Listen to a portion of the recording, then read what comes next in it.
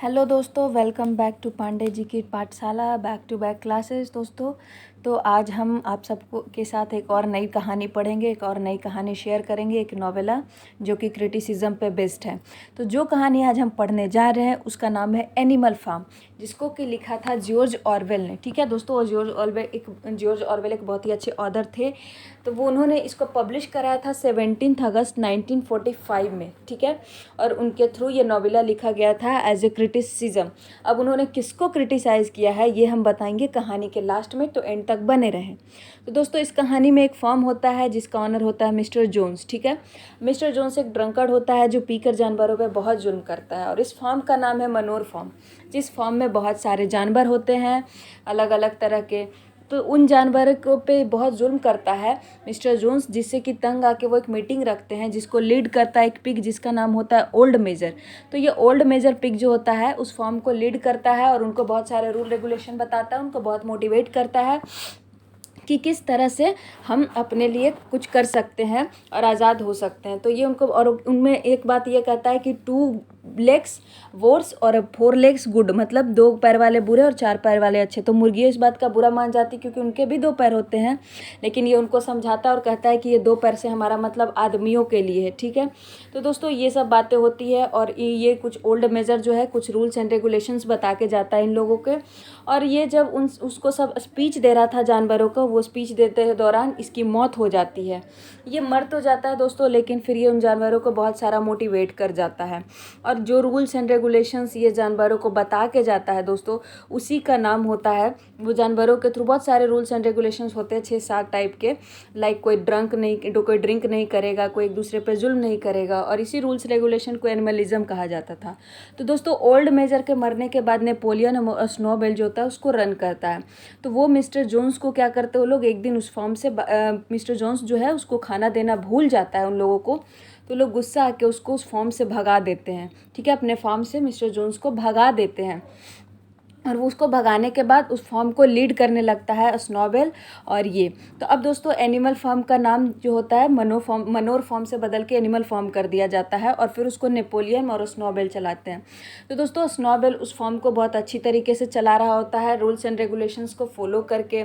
तो rules and regulations भी बहुत अच्छे अच्छे होते हैं, जैसे कि उसके बाद दोस्तों स्नोबेल एक मीटिंग रखता है, और उस मीटिंग में वो कहता है कि वही बात ये दोहराता है कि 4 लेग्स गुड और 2 लेग्स बैड, मतलब आदमी ये बुरे और जानवर अच्छे। तो वो क्या कहता है दोस्तों, उन लोगों से अपनी राय शेयर करता है कि मैं एक विंड मिल बनाना चाहता हूँ जिससे कि हमारे इसका फ़ायदा हो सके। तो दोस्तों जब ये बातें बता रहा होता है कि विंड मिल के बारे में एंड ऑल, तो नेपोलियन उन सब बातों को गौर करता है, और वो इन सब बातों से चिढ़ता है क्योंकि वो लीड करना चाहता है पर स्नोबेल लीड कर रहा है।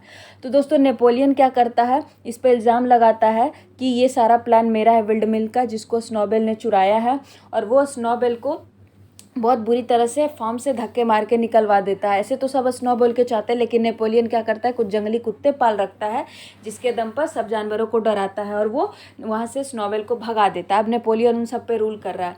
अब दोस्तों नेपोलियन एक बैड कैरेक्टर है जो कि जानवरों पर बहुत सारा जुल्म करता है। मिस्टर जोन्स वापस आता है यहाँ पर फॉर्म में काम करने, फॉर्म हथियाने पर नहीं मिलता है। तो मिस्टर जोन्स क्या करता है, वो जो आधा बना हुआ विंड मिल होता है उसको बम से उड़ा देता है। ठीक है, वो जब उड़ जाता है विंड मिल तो सब जानवर थक जाते हैं क्योंकि उन्होंने बहुत कोशिश करी थी उसको बनाने की, और वो बनाते बनाते वो तंग आ गए थे। तो अब वो लोग उसको छोड़ देते हैं। ठीक है, उसके बाद क्या होता है कि स्नोबेल तो वहाँ से पहले ही दफ़ा दफ़ा हो जाता है, उसका विंड मिल का प्लान भी ख़त्म हो जाता है। तो उसके बाद जब विंड मिल का सारा प्लान ख़त्म हो जाता है, ध्वस्त हो जाता है, तो उन सब में एक घोड़ा होता है जिसका नाम होता है दोस्तों बॉक्सर। ठीक है, उन्हीं जानवरों में बॉक्सर नाम का एक घोड़ा होता है जो बहुत ही मेहनती होता है। उसको देख देख के सारे जानवर मोटिवेट होते हैं और वो फिर से विंड मिल बनाना स्टार्ट करते हैं। लेकिन फिर दोस्तों विंड मिल जो होता है उसमें फिर बॉक्सर बूढ़ा हो जाता है, इसलिए वो ज़्यादा काम नहीं कर पाता। तो उसको नेपोलियन क्या करता है, उसको फेंकवा देता है दूर कहीं। ठीक है, और वो क्या करता है, जानवरों पे बहुत जुल्म करता है। विंड मिल तो वैसे ही रुक जाता है, लेकिन फिर भी किसी तरह जानवर उसको बनाने में लगे रहते हैं, पर अब तक वो बना नहीं है। अब दोस्तों स्नोबेल चला गया, नेपोलियन उन जानवरों पे जुल्म करता है बहुत ज़्यादा, और कैसे मुर्गियों के अंडे बेच डालता है। तो वो जो मुर्गियों के अंडे बेच डालता है तो मुर्गियाँ इस बात से गुस्सा होती है, कहती है कि हमारे बीच हमारे जो रूल रेगुलेशन बना था उसमें ऐसा कहीं नहीं था कि हमारे अंडे बेचे जाएंगे। उन सबसे तंग आके मुर्गियाँ प्रोटेस्ट करती है, और जब वो प्रोटेस्ट करती है दोस्तों तो नेपोलियन क्या करता है, उन मुर्गियों को मरवा देता है, ठीक है, उन मुर्गियों को मरवा देता है। लेकिन एनिमल फार्म का ये रूल बना था कि कोई भी जानवर किसी को नहीं मरवा सकता। तो नेपोलियन क्या कहता है कि नहीं, अगर कोई रीज़न हो तो मरवा सकते हैं, डेफिनेटली मरवा सकते हैं। अब दोस्तों ये सब होता है तो विंड मिल का काम और रुक जाता है, फिर से रुक जाता है और कोई उस पर काम नहीं करना चाहता है। जब कि बॉक्सर पहले ही बूढ़ा हो गया, उसको पहले ही फिकवा दिया गया है वहाँ से। तो ये सब देख देख के जानवर लोग भी विंड मिल का प्लान रिजेक्ट कर देते हैं। उसके बाद क्या होता है दोस्तों कि बॉक्सर के जाने के बाद वहाँ पे बहुत ही मायूसी होती है, क्योंकि वही एक ऐसा पर्सन होता है जो सबसे ज़्यादा मेहनत से, वही एक ऐसा जानवर होता है जो सबसे ज़्यादा मेहनत से विंड मिल पे काम कर रहा होता है। लेकिन जब ऐसा नहीं होता है, बॉक्सर वहाँ नहीं होता, उसकी कमी हो जाती है, तो विंड मिल पर स्टॉपेज लग जाता है उसकी कमी में। अब दोस्तों सारे जानवर मिलके भी उसमें कुछ नहीं कर पा रहे हैं, और नेपोलियन क्या कर रहा है, उन सब पे हद से ज़्यादा जुल्म कर रहा है, बहुत ज़्यादा जुल्म कर रहा है। वो जानवरों के अंडे बेच रहा है, उन पे जुल्म कर रहा है। और तो और नेपोलियन क्या करता है कि सारे जानवरों को उस पे जुल्म कर, और सारे जानवरों को जो खाना मिलता है, उन खाने में से एक बड़ा सा हिस्सा ये सारे पिग को दे देता है, सारे सुअरों को, और बाकी जानवरों को बहुत कम मिलता है। ये डिक्टेटरशिप कर रहा था दोस्तों। तो जब ये इतना ज़्यादा तंग कर देता है सारे जानवरों को, तो जानवर क्या करते हैं, वो भी प्रोटेस्ट करते हैं, लेकिन कोई फ़ायदा नहीं होता।